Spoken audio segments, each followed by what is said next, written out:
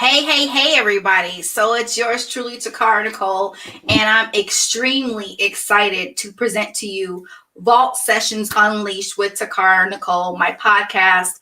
I have been sitting on this for a while. If you caught any of my live that I am starting to do on Wednesday nights called What's the Real Deal with Takara Nicole, I talked about leaping and what does that really mean. And it's definitely a season to leap into things that we know that we're supposed to be doing that we're not doing. We're just sitting on it for whatever comfortable reason. So tonight I present to all you Vault Sessions Unleashed with Takara Nicole. This is a podcast that I've created, which is about all things life. So from relationships to entrepreneurship, fashion, empowerment, we all need to be inspired, informed, and in tune so we can create our own identity blueprints for our own lives. So that's what this show podcast is going to be, all things empowerment, just talking about relationships.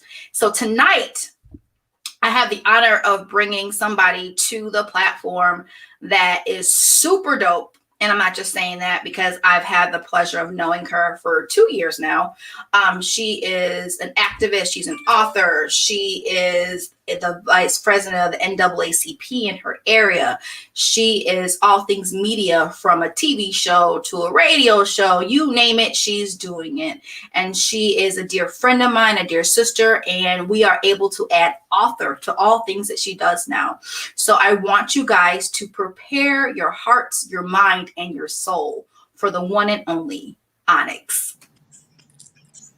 Hey. I'm so excited that you are my first guest for my podcast. I couldn't have it any other way at all whatsoever. So thank you for joining me tonight. I appreciate you, and you know that, but I definitely appreciate your time and your energy. And so here we are. Let's get it. Yeah, I'm excited and honored to be here with you on your very first broadcast. That introduction was amazing. I'm trying to meet this woman. She sounds great. So tonight's topic, everybody, we're going to be talking about self-love and what does that really look like. And so we have Onyx here, as she just released her first book, which is in the form of a journal as well, with all these major nuggets that hit your heart, soul, mind, make you want to transform yourself due to all these nuggets she's giving you about self-love. What does that look like? Self-love isn't something that we're taught.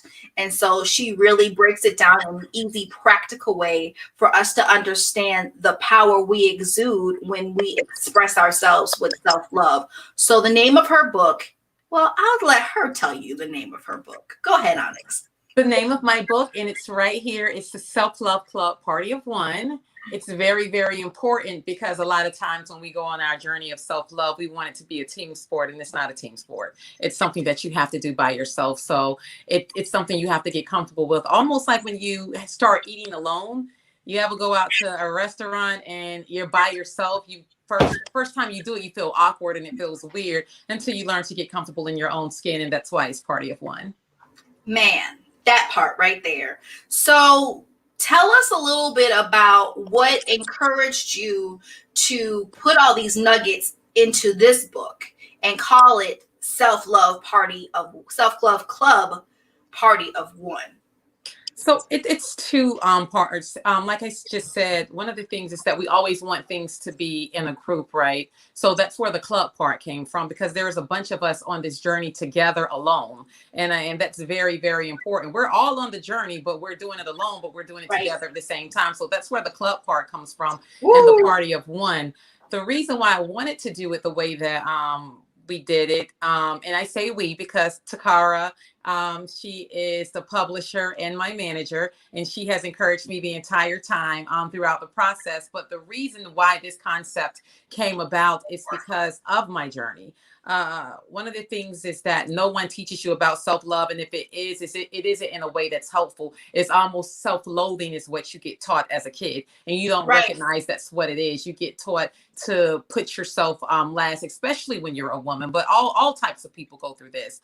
And as I grew and I learned to love myself and I began to open my mind and expand in other areas, I wanted to share some of the thoughts and practices and things with other people that no one shared with me. People often say self-love, love yourself, but what does that even mean? Right, right.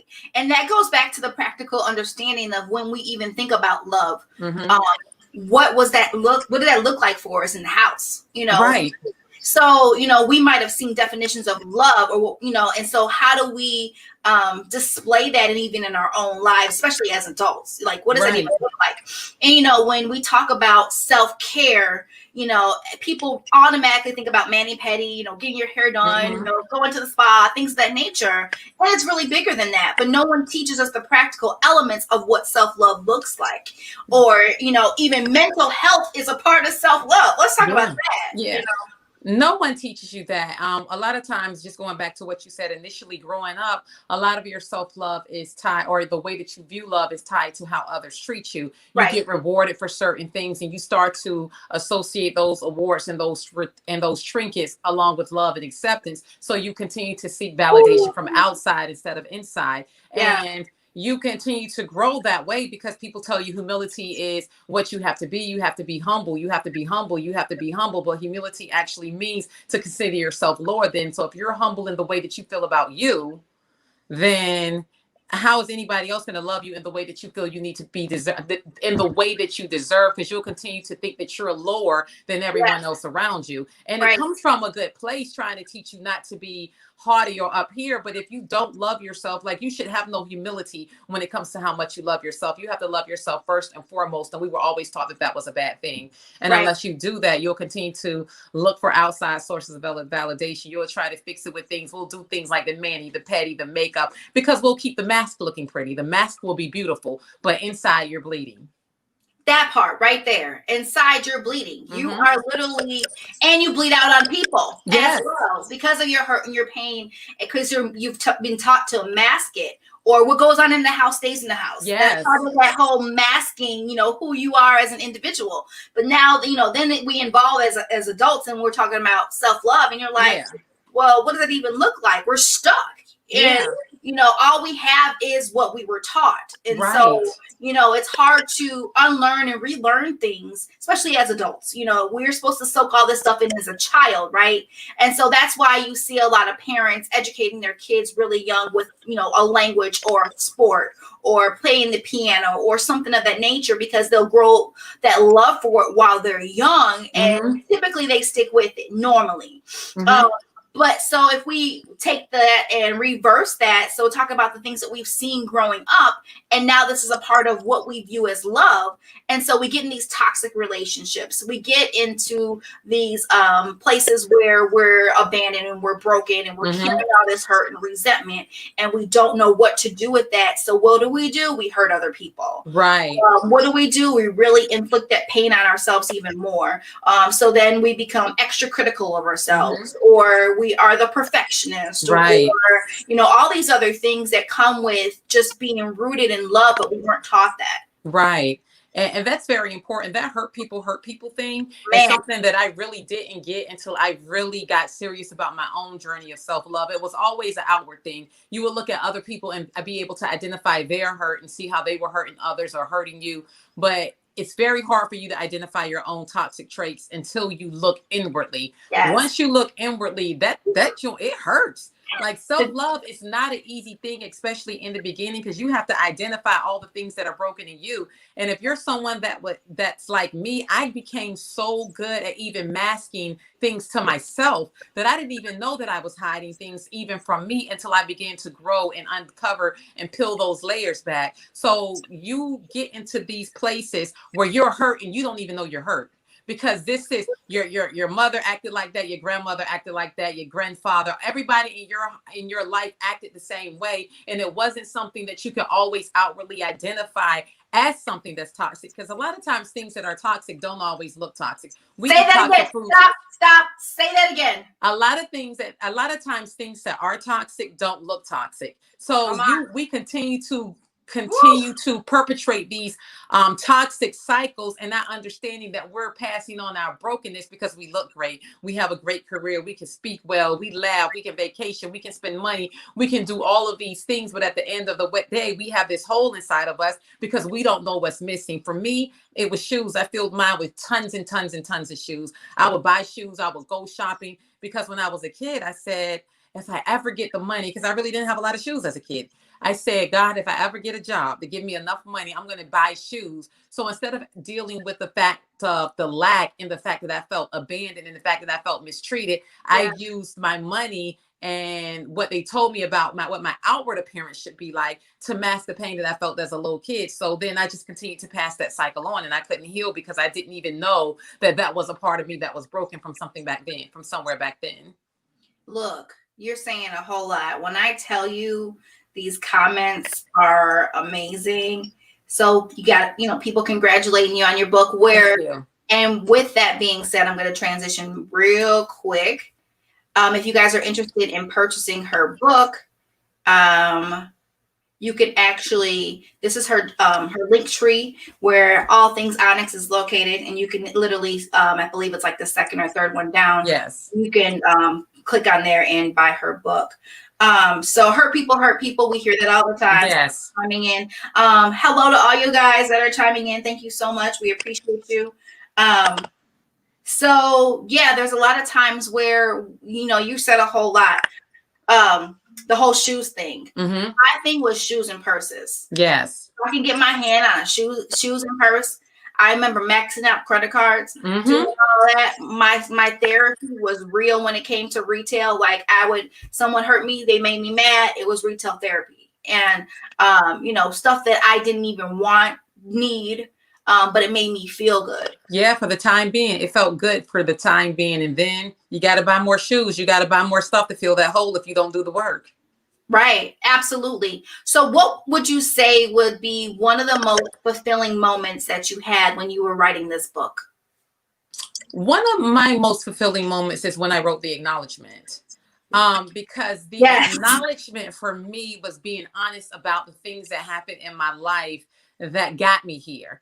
The brokenness, the betrayals, the all of the things that we talk about that we don't really address. A lot of times when people betray us, we think that we have to go to them and we have to fight with them and we got to pay them back and we got to do all of these things. But I had already started my journey. So because I was on my journey, when it was time for me to reflect on what inspired me to write the book, if once you get it, you'll see the acknowledgement is not like anyone else's acknowledgement, because there were a lot of people that did a lot of bad things to me along the way. But if it was not for them, I wouldn't be the woman that I am today. And I didn't feel like I needed to go and do anything to them. I just felt like I needed to understand, learn from it, and move on. And that was a growth aspect for me. And I realized how far I had come when I didn't want revenge. My best revenge was continuing to live my best life, and not just a statement, because we say that, but we don't always mean it. We be like, no, I'm gonna just do this. My best revenge is to do this. No, we don't mean it. It sounds good, but at the end of the day, you want to pay people back.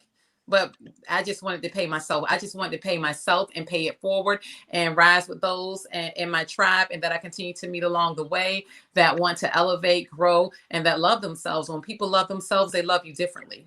Right. Absolutely. So what would you say to somebody who is looking to write a book and they're struggling with telling their true story and their true emotions? Don't listen to what anybody else tells you to say that you should write about. Don't listen to how anyone else tells you that you should write. Write how you want to write. Write what you know how. One of the things I say is, you know why we have so many writing styles? Because somebody said that doesn't work for me, and I'm going to write it this way. So that's what editors are for. Write your truth and don't let anyone sway it from you. I had people tell me this is not the order that you should do books in. This is not the way that you should write. This is not what you should do. And guess what? I did it my way, and do it your way, because there are different processes. Sometimes I woke up in the middle of the night and I had my phone there and I put things in my notes. Sometimes I would have a notepad because I knew I felt like writing, and I would write in my notepad. And I just wrote whatever it was that I felt like and whatever I was feeling in that moment. And I ended up having things for this book, and I have things for a book that's coming out. And then I was able to organize those thoughts. But you have to listen to your own process. Yeah. Your truth is your truth. Yeah. And I say that a lot. And I had to learn that. The Mm-hmm. way I learned that is when I came out with, I think it was my third book. Yeah, my third book. Yeah. I had to think. My Yeah. third, it was my third book, and it was crazy because I told some things that no one knew. Yeah. And I got, first of all, I didn't think that certain people would have read my book. So I'm like, whatever, I'm going to be free and right. But, Right. that wasn't the case. And so when I had to um, share my truth around why I said what I said, Mm-hmm. it was a riff. It was a huge ruffle. And Yeah. I had to stand up in my truth and say, you know what? You didn't live this. You don't know what Right. I went through. You don't know the blood, sweat, and tears that I didn't come and share with all of you in reference to this season of my life.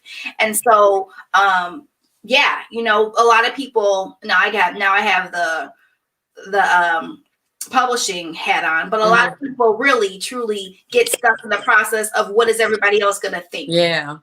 And that's tough. What I would say is this, is be able to answer for what you do. Ooh, And I think that that's very important, because when you are writing something, you might want to tell something right now, but you might not be in a place where you can handle what the backlash is going to be. So indeed. you might need to grow a little more to tell that story, because you don't want to put yourself in a position where it's going to break you.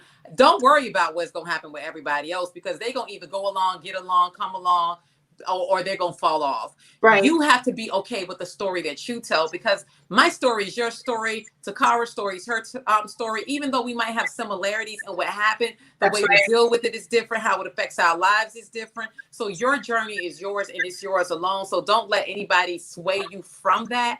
Just make sure that you're ready to answer for whatever it is that you do, because there are things that you do that you might not want people to know about, but you're willing to answer for them if it should come about. So Right. that is something that you have to, I would just say, be able to answer for what you do. And if you're ready to face the music, and you know what's going to piss some people off, then face the music and do your thing and walk your path. Absolutely. Absolutely. So let's go back to self-love. Mm-hmm. So this is something what you're really passionate about. Yes. Really passionate about. So after creating this book, what can you say around how you've shifted in your self-love what does your self-love process look like now that you've written this book? There we go.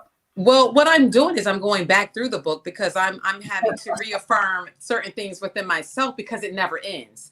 So Yeah.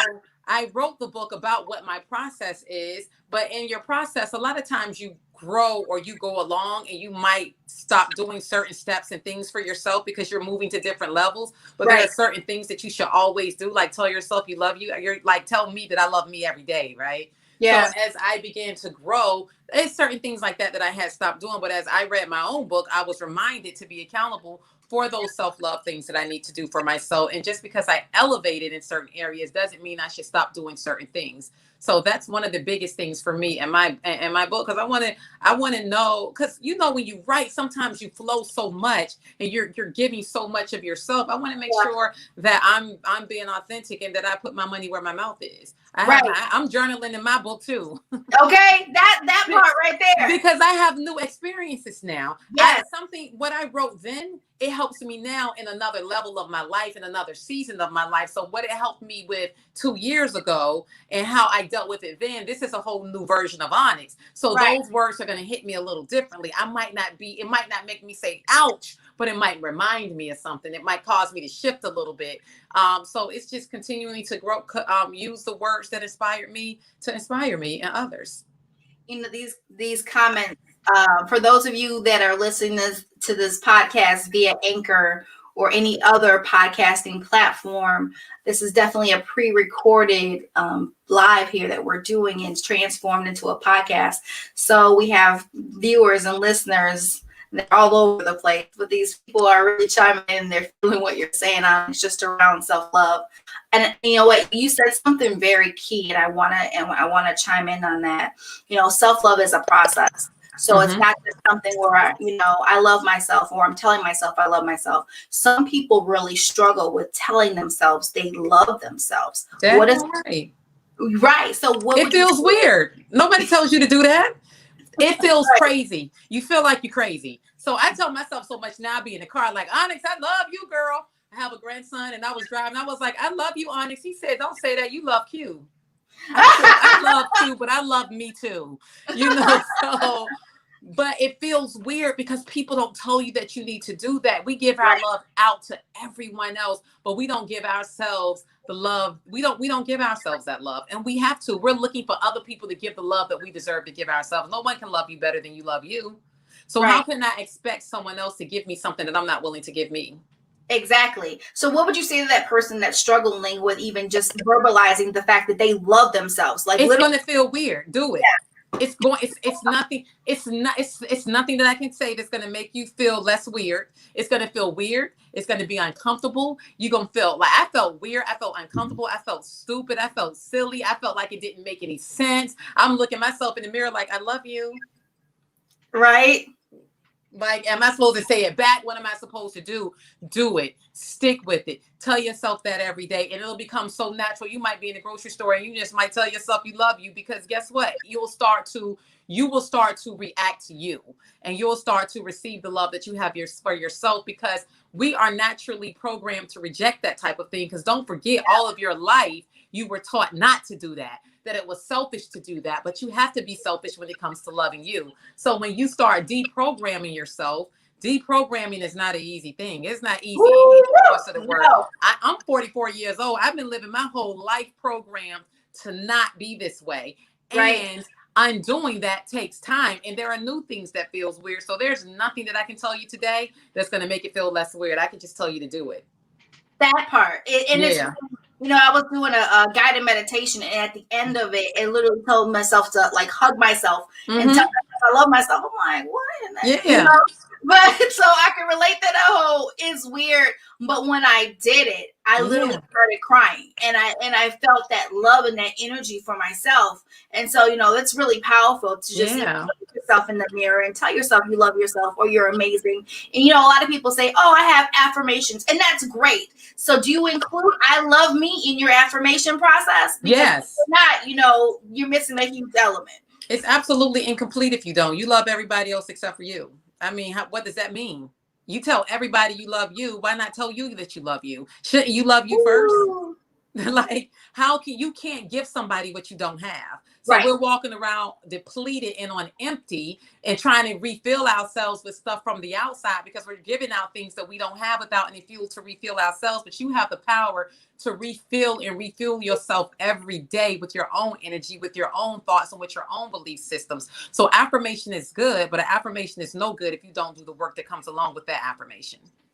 You're saying a whole lot, Onyx. Just the fact of doing the work, You period. have to do the work. You have to. And a lot of people want to get to these places in their life, and then they don't want to, they just want to get there. You have to do the work to get to these places because once you get there, you have to maintain it. Right. And then once you get there, there's more work that has to be done. So Mm-hmm. you're gonna have to feel comfortable in the rhythm of doing work, period. Understand, how to advance to these other levels. It's Yes. part of what this thing called life that nobody really tells us. Hey, you're gonna have to go through some pain to get to some pleasure. You're gonna have to get through some pain to operate in purpose. You're gonna have to go through these things. And as you're going through these things, it's so powerful to say, you know what, I love me so much that I am committed to doing the work to do ABC. I love me so much that I'm committed to blah, blah, blah. And so, yes, it is indeed weird at first because it's foreign. It's unknown. So anything that is unknown is weird at first. But the more that you do it, repetition literally allows for you to break those barriers in your mind. To be able to say, you know what, there's nothing weird with this. It was just something that I never was introduced to. So now that I'm introducing myself to this and doing the work, this is amazing. Mm-hmm. And you really reap the benefits of feeling your own energy and refueling yourself by simply sitting with yourself. That's another thing, honestly. Yes. We don't want to sit alone. We always want to bring people into our, I don't want to say chaos, but it is chaos at times. We want to have a ride along partner, and sometimes we just need to go through some things alone. That's because our identity is often tied to how we make other people feel and not how we make ourselves feel. So Indeed. we need those ride-alongs because we feel good when we make other people feel good. We feel Right. good when those things happen. So we become addicted to that almost like a drug, and we never Right. ever give ourselves something. So we need a ride-along in order for us to feel comfortable with who we are. In order for Onyx to feel like a good person, I got to do something nice for Takara so Takara can tell Onyx that she's good, and now I feel good. And I'm only going to Woo! feel good for a little bit because Onyx still doesn't believe that she's a good person. Come Because on. Onyx hasn't believed Onyx. Onyx hasn't told herself, Onyx, you are good. You are worthy. You are these things. And then I have to believe what I say. And you know, when you believe what you say, when your actions start to change to show that you do believe what you say, because those actions will start to line up because you'll want to hold yourself accountable. And it ain't easy. I'm going to tell you, when you start holding yourself accountable on somebody, I cried. I cried when I wrote this book. It was times I submitted stuff to Takara and she said, you got more. And you know what I said? Because I didn't want to go. I didn't want to go deeper because it started hurting. And I thought I was at a place where I wasn't. So it started opening me up more because the accountability level with yourself is awesome. And that's different from the critical level that you have of yourself when you don't have self-love. It changes from self-criticism to self-accountability. And that's Yeah. a whole different way to function. That's all. That's a way to function that we're not taught how to Right. even embrace in functioning. Yeah. That's foreign. Most of us were brought up in some type of dysfunction one way or the other, and it's layers upon layers of dysfunction. Your maternal side has this type of dysfunction. Your paternal side has this type of dysfunction. And then you bring those things together, you bring a kid in there, and then none of us know that we're operating in dysfunction. So now you got a new kid that has dysfunction from both families, and they have kids. So one of the things that I tell people about, don't be hard on yourself with self-love. It takes time because these things were happening to you before you ever got here. One of the things I talk about is the fact that when a woman is born, right, she has all the eggs that she'll ever have in her life. You don't get more eggs. You're going to have them forever. So what happened to your grandmother was already happening to you because it was happening to her mother. So it was happening to your mother. And then when your mother had got you, she got all the eggs she was ever going to have. So she has that trauma that was happening to her within the womb that was now happening to you, that's happening to your kids, that's happening to your kids. And those are generational behaviors because you pick those things up. That's why it's important to talk to your kids and teach them things when they're in that gestational part of their life, because you're picking things up and you are absorbing those behaviors. So that's where generational curses and behaviors come from. Not only is it taught, but you are born with that because it happened generations before you. So you're actually a bloodline warrior when you decide to take that stance and change things in your life. And it's not easy to stand against your bloodline. It's no, and no. And you know what? When you realize that there's dysfunction on both sides of your family, and you're realizing that there's some things about you like, this doesn't add up, this doesn't add up. And when you are committed to actually doing that work, it's tough. It like is. You have to keep pressing through it because it's either you make the decision, I'm gonna stay where I'm at and be comfortable, because at least where I'm at, I know how to maneuver and kind of do the matrix moves around different things. Right. Get over to the place where, okay, yeah, this season right here is gonna be happy for the next 46 days, and then I'm gonna run into this storm again. Like we can get programmed like that. Or you're gonna say, this is enough. And when I got to that point where I'm like, this is enough, I literally started doing research about my family. And I started saying, okay, well, I do this, and this. Where does this come from? And so without my dad wasn't a part of my life. So literally, I started finding my siblings on Facebook. And when I started finding my siblings on Facebook and creating those relationships, I was able to ask those questions. See, that's another part of self-love. Asking yourself these questions to break these barriers that are keeping you stuck. And asking yourself the question and being honest with the answer. Don't give yourself the answer that your mother and grandmother told you. You better give yourself the answer that's within your spirit and that's within your heart and your soul. Like, be honest with yourself about those answers. Because I was considered for a long time the black sheep of my family because I just was not going to do the stuff. I was just like, this is crazy. I'm not doing this.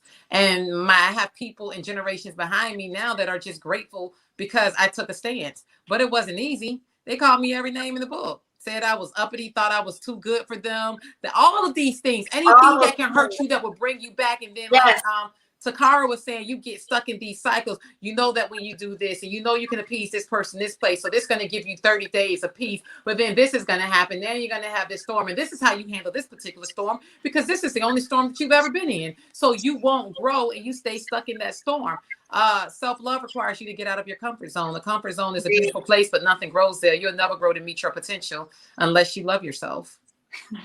I'm telling you, for those of you that are listening to this podcast, this is a recorded podcast and it's live on Facebook and also on YouTube. And these comments are off the chain. They're great. I can't wait to read them. They keep coming and they keep coming. Someone said, did she really say bloodline warrior? Yeah. You know, but man, I'm telling you, this self-love process, there's so many elements to it, and people need to grab your book. Can you tell them a little bit about how this book is literally exceeding your expectations just because people really need this and they didn't realize they did? Let's talk about that. Listen, this book has blown my mind. The pre-sales were phenomenal. We've had to just continue to restock. There are people that are reading these books, men, women, teenagers, adults, and they are coming back and starting book clubs, and they are ordering 30 and 50 books for book clubs, and it's happening across the country, and they're reaching out, and they're just saying how transformative it has been for their lives because of the authenticity of it, and me just being honest and transparent about who that is. I mean, who I am. So it has just blown my mind. It feels like every day I'm like, we need more books. That's a wonderful problem to have. And it's not a problem at all, but it's just, I didn't expect it. I didn't expect it because I've known so many authors to order tens of thousands of books, and I didn't want to get stuck with a bunch of books. Right. But that hasn't been an issue at all. And the reception of this has been tremendous. People are reading it and rereading it already. And just to see the way that it has impacted men, I wanted it to be a book that men, women, and children of all ages could relate to. And that is what has happened. I was at an event today, and they told me that their 17-year-old daughter has told her friends about it, and they're ordering books. And then I seen a couple of men on IG, they posted the book and said how it has transformed their lives. Women my age and older have said how it's transformed them lives, and how they thought that they were where they needed to be with self-love, but reading the book and doing the work has shown them how much work that they have to do. How much more work that they have to do. So it has completely blown my mind and exceeded expectations. And I'm just excited because we all got work to do. And I wanted her to share that for a really special reason, because a lot of times we're sitting on something and we think that there's not an audience of people that need what we have. There's not an audience of people that's going to gravitate towards our message. And that's not true. And so I was afraid. Oh my gosh. Yeah, there were many times where me and her had these conversations just in reference to just birthing the book. And like she mentioned, she was saying, hey, I'll be like, there's more. And, I would feel her hesitation. And I'm going to talk about this too, Onyx, if you don't mind, just the things that we went through personally. Absolutely. When you're striving to be all that you've created to be, and you're in the birthing process of birthing a book, a blog, a business, a nonprofit, whatever that thing is that you are carrying within your vault, know that opposition will come. And we've experienced things together that we didn't know that we were experiencing until we actually talk or text, like migraine headaches. At the same time. Just different elements of what it really took to get to this place to really help empower the lives of many other people. So I want to say that because a lot of times we sit on our gifts, we sit on the things that we're supposed to be doing because it's uncomfortable to actually position ourselves long enough to have that attention span to birth out what is in us. Yes. And then self-doubt comes. Absolutely. Well, no one's going to listen to this. No one's going to read this. No one's going to buy from me, whatever it is that that product you're selling. No one's going to support the nonprofit. No one's going to listen to the live or watch the live. No one's going to be a part. All these things start to really come and try to take you down. when it's time to go up. And so we had to literally keep each other in the loop of like, what's going on? Hey, how are you today? You know, how are you feeling today? What is your energy like today? So it's really important when you are in the process of birthing something out to don't give up on it, no matter how hard it gets, no matter what opposition comes your way, no matter what storms come your way. Do not give up on it, because somebody needs what you have.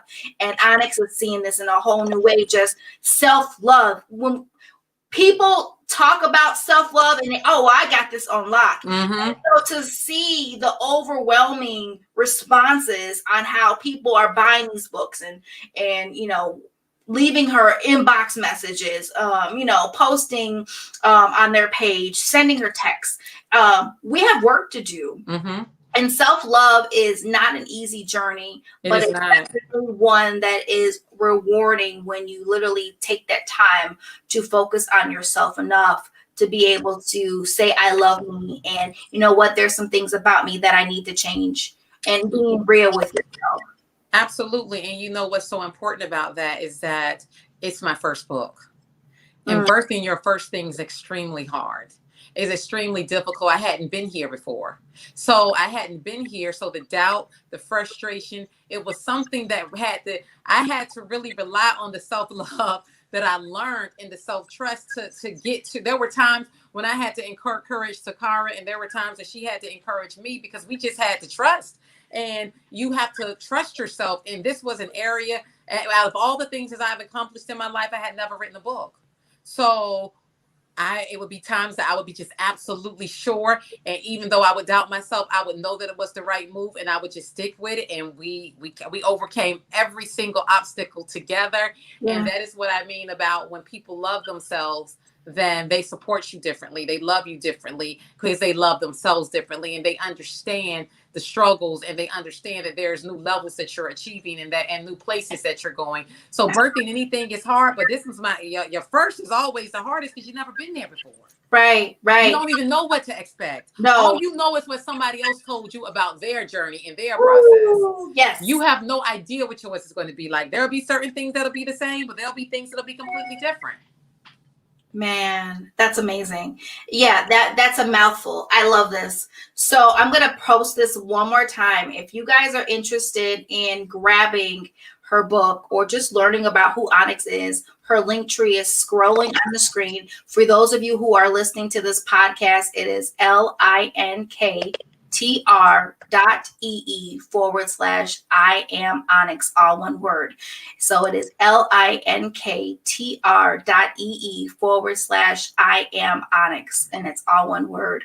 So you can go ahead and grab this book on self-love. This has been amazing, Onyx. You have made my entire episode. So thank you. I'm thankful. For those of you who want to catch this podcast, go to anchor.fm/Vault Sessions Unleashed. Again, anchor.fm/Vault Sessions Unleashed. It will indeed be uploaded very soon. And for those of you who want to make sure that you stay in the loop, there you go.